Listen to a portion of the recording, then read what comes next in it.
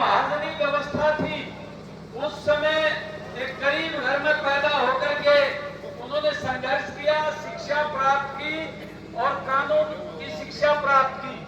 उस समय अंग्रेजों का राज था और यहाँ महाजनों के चुंगल में किसान फंसे रहते थे और उनका कर्जा कभी उतरता नहीं था, ब्याज में ही कमाते थे महाजन के यहाँ। उन्होंने ही अंग्रेजों के साथ उस समय यूनियनिस्ट पार्टी बनाई। हिंदू, सिख, मुस्लिम सभी लोग उस पार्टी में शामिल थे और उन्होंने राजस्व मंत्री रहते हुए 1937 में जब वो मंत्री बने तो 1938 में उन्होंने मंडी का कानून बनाया तो लूट होती थी किसान की और सभी फसलों पर दाम निश्चित करवाए गए। इसी तरीके से किसान जो है वो कर्जे में धंसते हुए उसकी बैल जोड़ी, उसका घर, उसका पशु बांधने का बाड़ा सब नीलाम कर दिए जाते थे। वो कर्जा मुक्ति का कानून भी उन्होंने बनवाया और कोई भी घरेलू पशु उसका मकान किसान का कुर्की नहीं हो सकता, ये कानून उस जमाने में बनवाया। और ये भी बनवाया कोई महाजन अगर किसी किसान को बाहर देखता है तो उससे डबल राशि को वसूल नहीं कर सकता।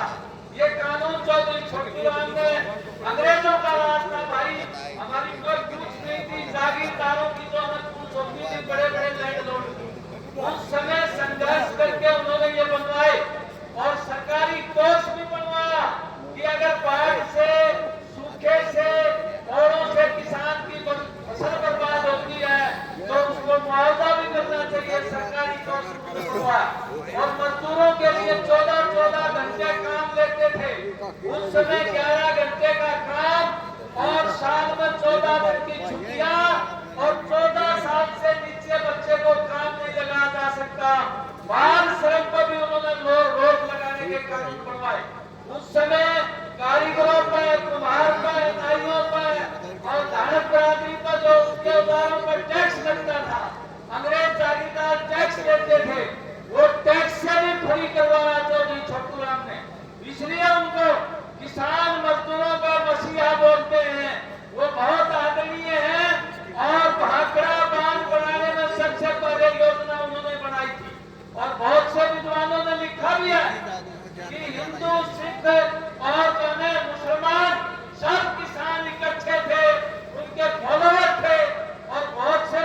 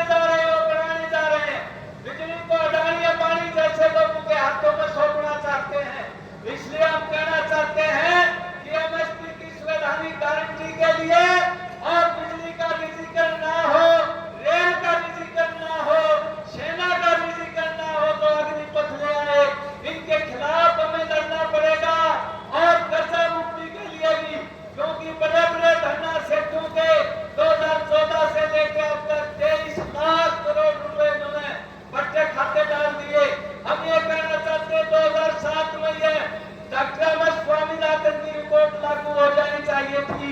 38 लाख